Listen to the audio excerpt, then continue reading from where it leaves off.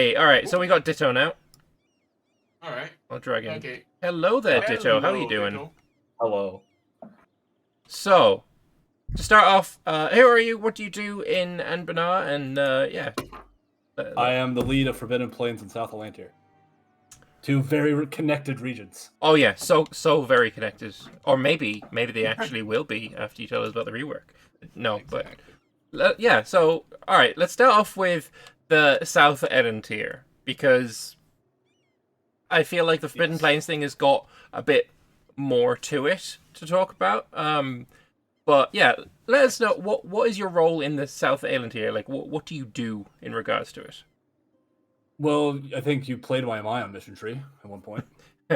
I'm sorry for my words. Don't apologize. It shows weakness. Exactly. I did. I played it in a multiplayer game, and the mission tree was not finished when I started the campaign. We kept updating the mod to include new bits as it was made. But yeah, on a main, I think it's not unfair to say that it's quite punishing. Indeed. Well, my objective was to give the players something to do, because like once you beat up Loranko, you're kind of just unchallenged. But I think I may have gone a bit too far. Yeah, no, I could definitely see that sentiment. Yes. Mostly, well, to explain what happens without, well, I suppose it is a little bit of a spoiler, but much of your country decides to not want to be your country anymore. Yes. A bit like if anyone's played Imperator, which is a shrinking amount nowadays, a bit like a huge civil war in Imperator where most of your country isn't, you have a civil war but with two tags, which is... Yes, it's like the Jad. I like that idea in general for civil wars to actually be a war between two different tags. But I feel like it needs to be a thing game-wide rather than specific to, like, mission trees, in my opinion, but I don't think EU4 really has the ability to show that very well. Yeah. Yeah, no. One thing I do like about many is the fact that you can actually choose to flip to the Gods of the Taishan, despite the fact that Gods of the Taishan doesn't have religious mechanics yet, I don't think. It does now, actually. That is one of the things that has been done here. Oh, okay, yeah, never mind. I ate my words when I just clicked onto it to look at the religious tab. Well... Can I interrupt just a moment, because we're about to get the funny button from Cargwin. That's a good... Alright. And there it is. No!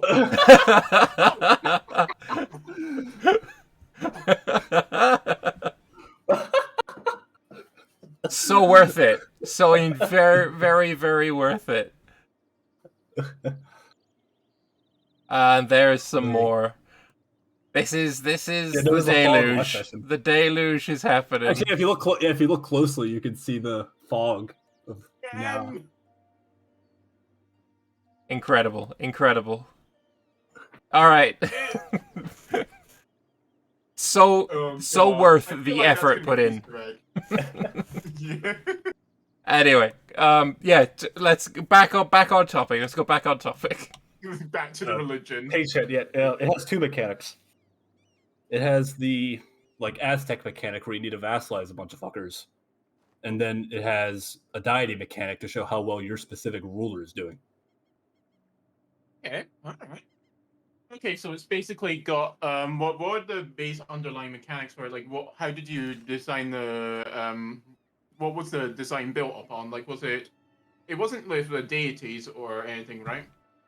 Yeah, the tracker is a deity. But you don't pick it. It's like automatically assigned depending on what you do. Right. Oh, okay. Well, that's pretty cool. And then the Aztec mechanics it's pretty much just the Aztec mechanic. It's just a bit reworked to have like different requirements. Oh yeah, I mean I can't really see that right now because of the hot join, but as far as I saw, it looked something about Liberty Desire instead of Doom. Which it's gonna be kind of sad that I don't get to yell Doom every time I get doomed, but we'll get to that. We'll get to that. Don't worry. We'll get to that mechanic. Okay. It's clearly the most important thing about that Yeah. mechanic is just the ability, or even adding a sound file into the game to shout Doom for you. Oh that could- yes, right. I think they can actually do that. Like literally, there's so many mods out there that have I think you custom can. sound files for stack wipes or stability hits. I've got a few of those installed in my private game. Perfect. So with South Elantir as well, was it your choice or was that a higher tier choice to remove the Leechman? That was a J decision. That was a J decision? Okay. Yes. As South Elantir lead, were you in favor of this decision? I like their existence, but I do understand why. They literally don't have mouths. So like they're incapable of doing diplomacy in the style of EU4. I mean, they could write. I missed it. They did sign language. Yeah, sure. Yeah, they do have some communication, so like I wouldn't regard them as like animals, like some people might say, but No. they don't. They lack certain governmental capabilities, at least in this time period. Okay, fair enough. Because they could have been there could have been some racism involved in there.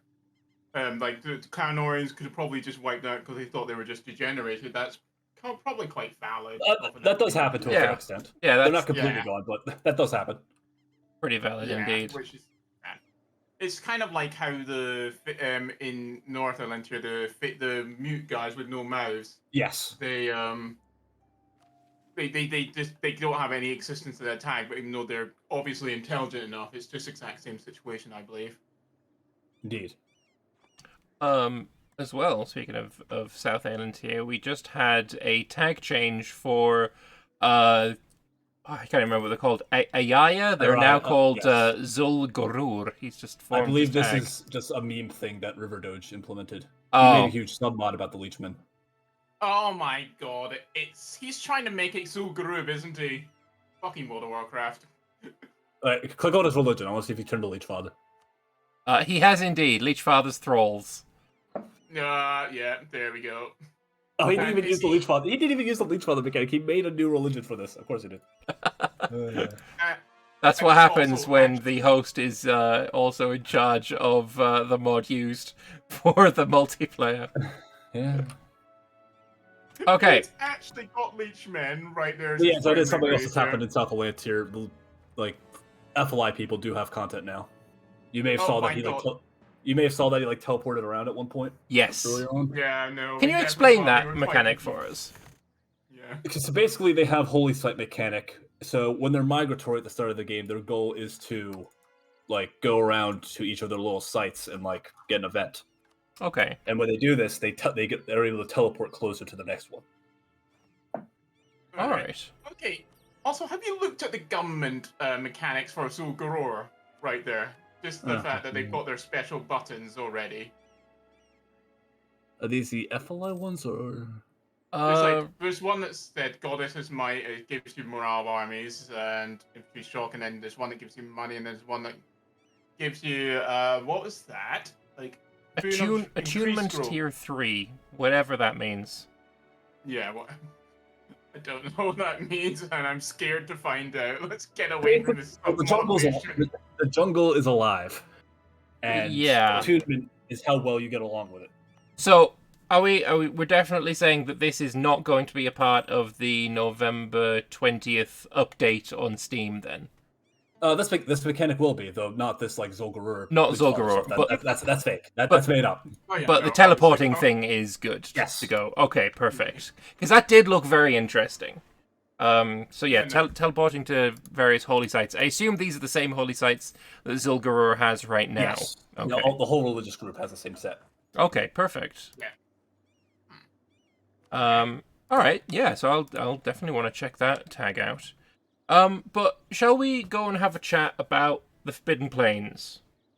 Because we could also chat about what Amadi is like right now. Sorry, Ditto, I had to.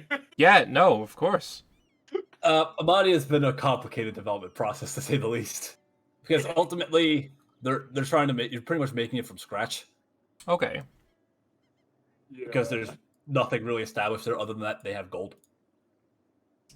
I mean, that's kind of enough for colonization. Just That's enough for ask the colonization, Spanish. but that's not enough for like Yeah. local content. You know? No, for sure, for sure. So, what is the? Do you have a plan going forward for it then? My thoughts actually haven't even been that strong. I'm mostly just overseeing the other core team members Oh. discussing it. Mhm. But a major thing that's being discussed is wild magic. Ooh. Ah, well, magic, like from D&D. Yes. Oh, I like the idea of that. What thoughts are there? Like, what form will that take in a EU4 style? In EU4, it will likely something being considered as having like almost like a cycle where it can intensify or de-intensify, and effects of magic can be manipulated depending on that. Okay. Will there be any kind of interaction with that annoying blue desert to the south? That is something we're trying to determine because it is right there, so you think there would be, but currently all of its lore just says it flows to the west. Just as a Why suggestion, that is? you could have like expeditions to collect some of the blue dust to bring back to use as concoctions and ingredients and stuff for We could- magic. That's more of an Artificer era thing, is the thing. So that'd probably be like Vic 3 content. Right. Okay. I think there's another thing. You could always make it wild magic is more exacerbated by that blue dust. Like if you That is- consume it. In some Yeah, that way. is something that was also thought about. I was also considering having like, you know how like Potosi is kind of like a big deal because it's gold. I was thinking of doing something like that for Damestier. Okay. Oh yeah, right. So it's like not like the glowing city, except a bit more. Except like Damestier. it's a mountain, so it's not a city. It's just like Yeah. So the moment colonizers show up, it's like, Interesting. Oh. So they can't get to it. I Yeah, and guess. like a bit to the south. It won't be this update, but next update we're looking to do some work in Devant. All right. Well, we've had a lot of fun concepts to look at over the past year on the Amadia, and I'm happy to see that it's going somewhere. Yeah. All right. Anyway, But- let's go back to the topic of the Forbidden Plains. Yes. Yes. So, what the Forbidden Plains right now? Can you explain like what are the problems with it that are causing it to require a rework? Well, I guess the fundamental issue when I became lead is that like the mechanics here are very interesting, but the lore was kind of like all over the place. Okay. Because Yeah. like you see all these people just sitting on an island for 1,000 years. It's like, okay, what happened? True. And then within I mean- 100 years, give or take, they all unite. But why didn't they do that for the 100 years before the game started, kind of thing? Yeah, isn't there? I seem to remember like this might be old lore by now. You might be reworking this, but wasn't there some sort of witch queen sort of situation that happened that made them a bit more Republican? Yes, that was before Doas actually. Oh, was that before? Okay, right. Yeah, So that they was the just- timing point. So, Yeah. what are the ideas then to fix that issue? Well, one of the main things that I've done recently was add the cohesion mechanic to show just how like tethered they are to each other. Oh, cohesion mechanic. All right. So where do you? Is the faction cohesion? You add cohesion or? Yes. So the various crises that occurred during a gameplay. So how those turn out can impact whether the cohesion goes up or down. Yeah. Okay. Okay. Is this built upon the previous the Federation standing system that? We had? The standing's still there, but they're not explicitly connected. All right. Okay. Okay, so you can have high cohesion, but you can just be really low on standing. Yeah, Okay. cohesion is for the entire federation. Every country has the same cohesion, but standing is on a tag basis. Okay. The tags are competing to have the highest standing, but cohesion, if you want to form the Fed, everybody wants it high. But if you're trying to not form the Fed, you want it low. Okay. All right. Okay. Interesting. Is there a particular reason why you wouldn't want? Yes, because now if cohesion hits 1, multiple factions will emerge that attempt to form their own countries. All right. That sounds like quite an interesting gameplay to go through. Yeah, so only one of them really has content, which is called the Zabutadask. It's about the Orochav. They attempt to emulate how the Zabatlari were before they got purged by the Centaurs. Okay. So they are the equivalent of Cossacks in this setting. Okay, so they're the Cossacks of the setting, and they used to be in the mainland before the Centaurs decided to wipe them out. Yes. All right. And will they interact with the Lake Fed at large then? Like, no, if you form this tag, Lake Fed's dead. Okay. And there are similar tags for the Bitsamic and Kamganai, but they just have an eyes. Okay. And then there's one that goes sort of monarchist, and then there's one that goes majorcratic. Interesting. Wait, sorry, did you say theocratic? Majorcratic. Natocrat. Mage. With magic. Oh yeah, magic. Right, sorry. Sorry about that, Ditto. I'm not hearing properly today, apparently. Usually it's supposed to be the other way around. People aren't supposed to understand the Scottish accent. This is...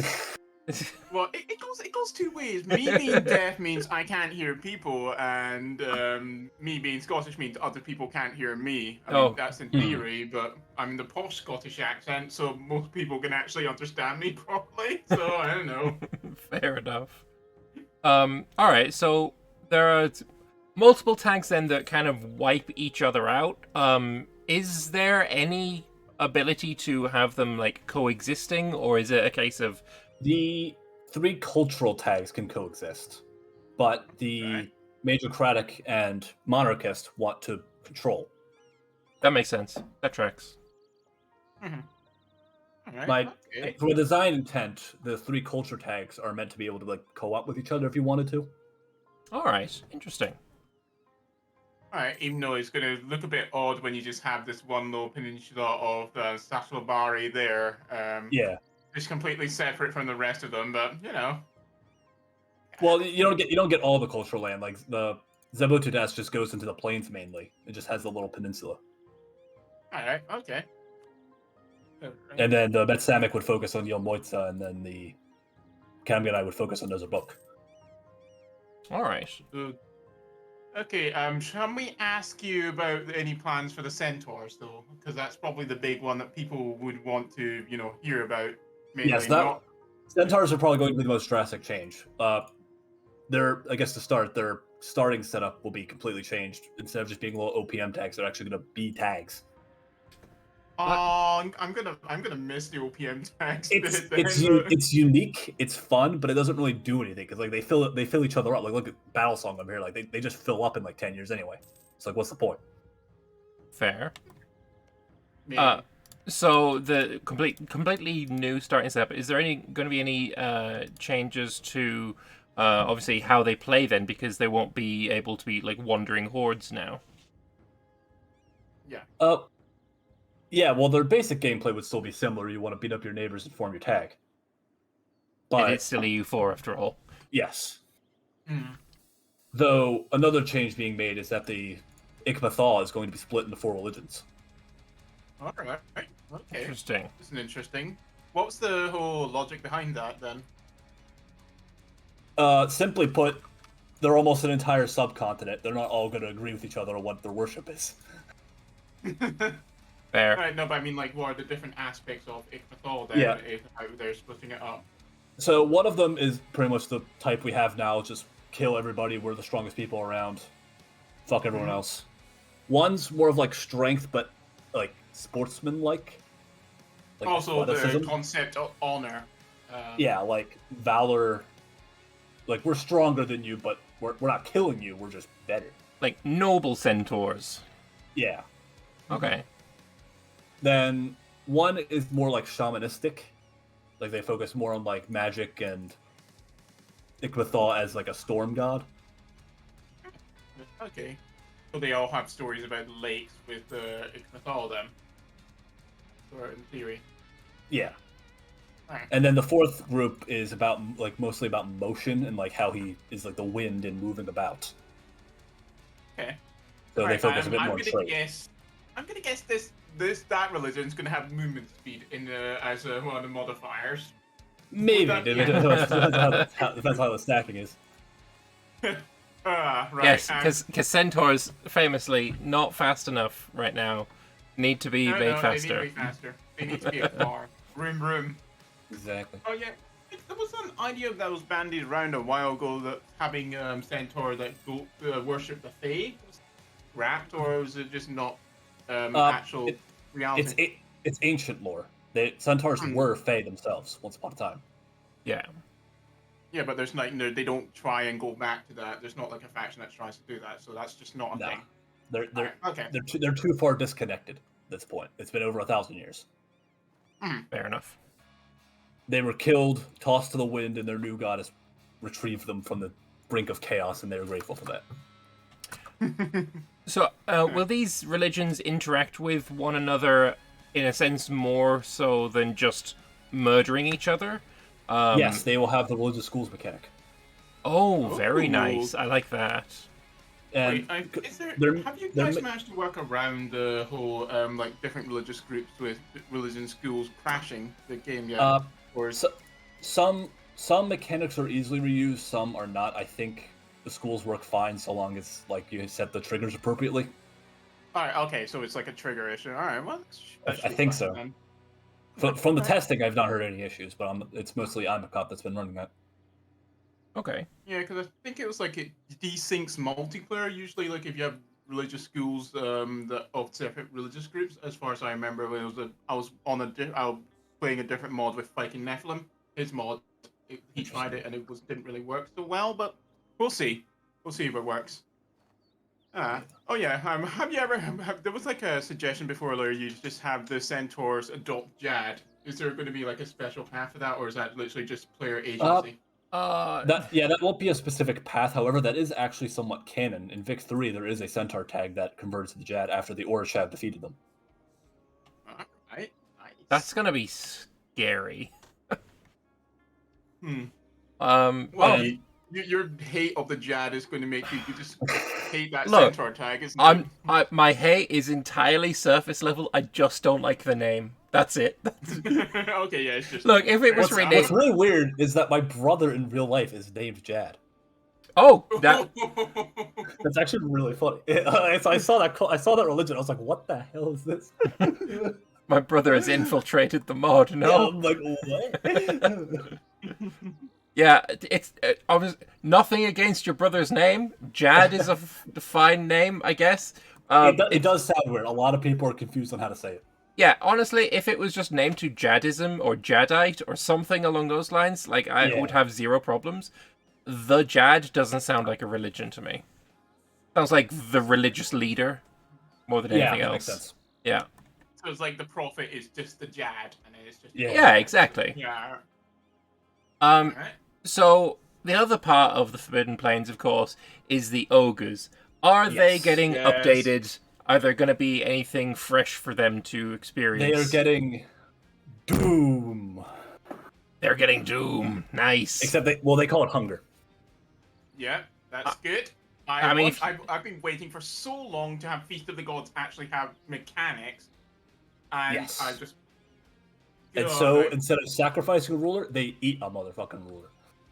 I mean, I imagine if you're an ogre and your entire life revolves around like eating, being hungry is. I mean, that's doom. That works. Yeah. Mm-hmm. If you do not sate your hunger, you will be driven to madness. You'd be doomed. Yeah. Yeah.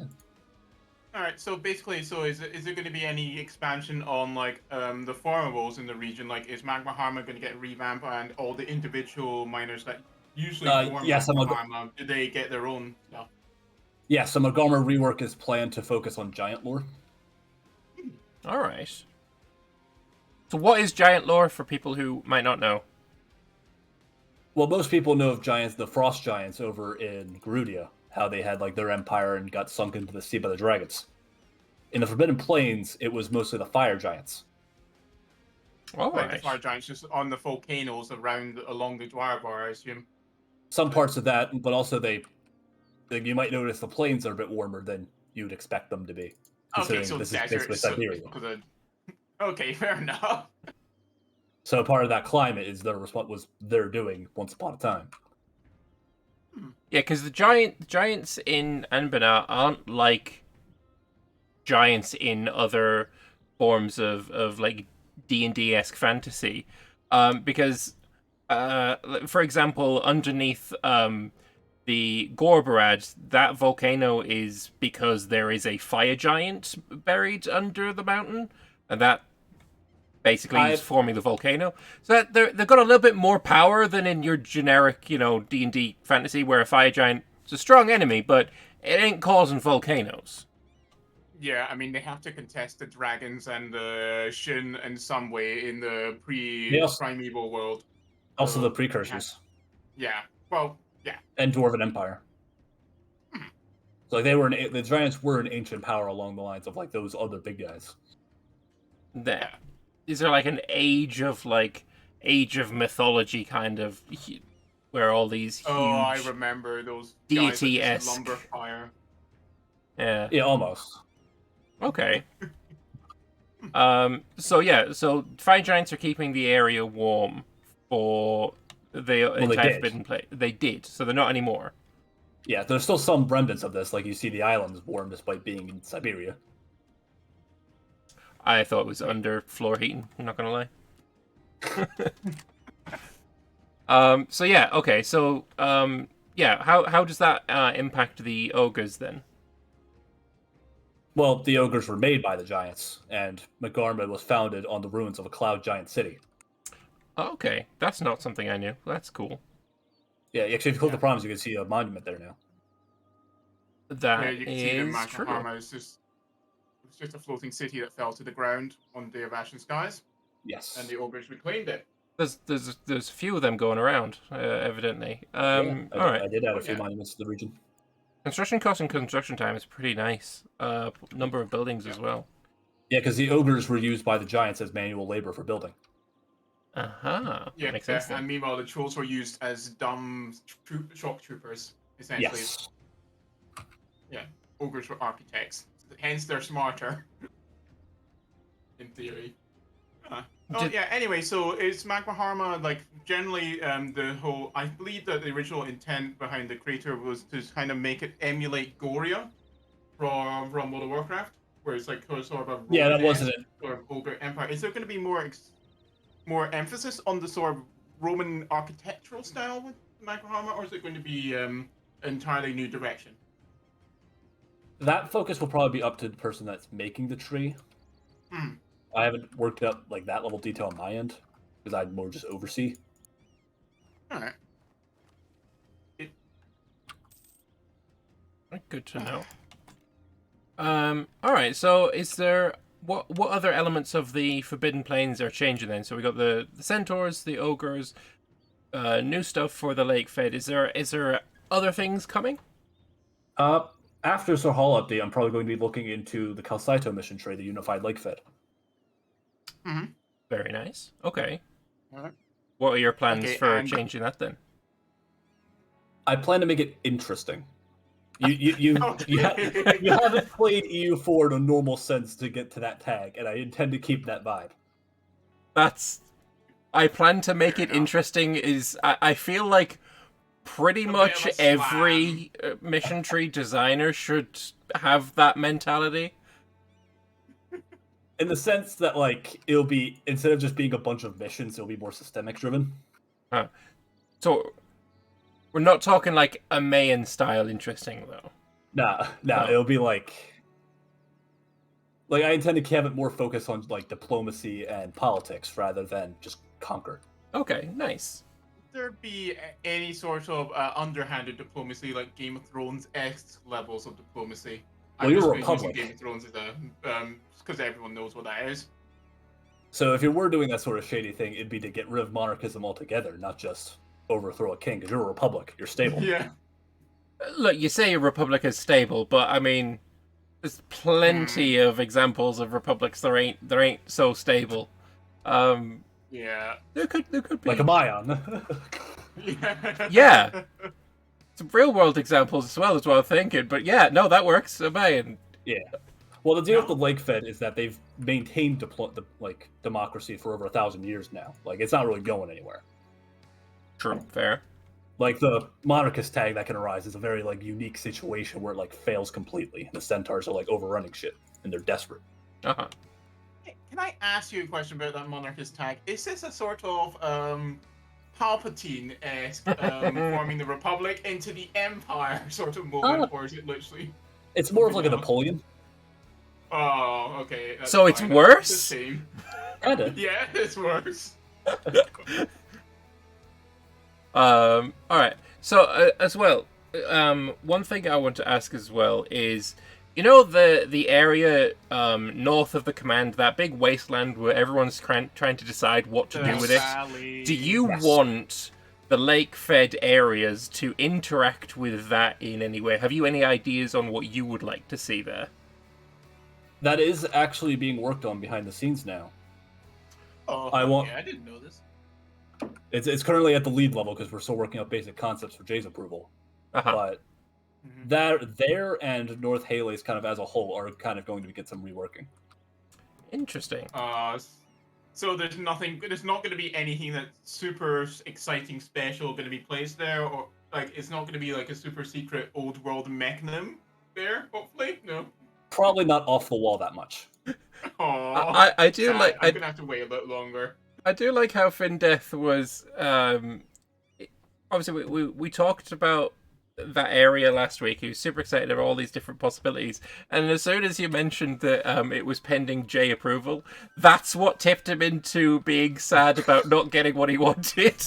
Exactly. That is pretty much how it goes around here. Fair enough. I'm still pulling for Drow. That's my desire. That's what I want. Drow in the valley. I don't think we'll ever see Drow. I hate to say it, but I know, but I'm still pulling for it. That's Yeah, you're using the sub mod, right, for the Drow? Oh, I will be. Yeah, for sure. That's gonna be a part of my multiplayer going forward, clearly. Yeah. All right. No, there's not like any spoilers we can get about the valley then, or is it just like hush hush? Let me think. Well, it's more so that nothing's entirely decided, but there will be more interaction between there and the lake fed. I can say that much. Nice. All right, okay. That's good to know. The wastelands will be adjusted a bit. Yeah, these huge provinces, lots of wastelands. There's definitely space for something interesting to happen up here. So yeah, looking forward to seeing what eventually come up with. Before anyone in any chat mentions, no, there's not going to be any dwarf holds there. There will not be. No. Yeah. The dwarves have reached their extent. Yeah, and also too unstable to dig in this region. That's why there's no dwarf holds or tunnels there. Clearly, the underground compasses used by dwarven diggers when they were in Ovdal Kanzad, their compass wouldn't point north, so they never went north. Yeah. Yep. Indeed. That's entirely canon. Yep. Said on the stream. Yep. That's what happens. All right. So yeah, is there anything else you would like to shout out to stream or pull people's attention towards? I think we discussed most of the regions. Any particular tag that you want people to go and play? Not quite yet. A lot of it's still up in the air. Maya's also going to probably get a rework at some point. Yeah. Oh, I mean, yeah. Oh, I mean, yeah. I mean, oh. I'm sorry. Amayan did what I wanted it to do and get people interested in the region. I consider it a victory, even if a lot of it didn't work out as well as I hoped. Yeah. I mean, the first couple of chunks is obviously Amayan's mission tree is in sections. Yeah, stages. Yeah. The first couple of chunks I really enjoyed.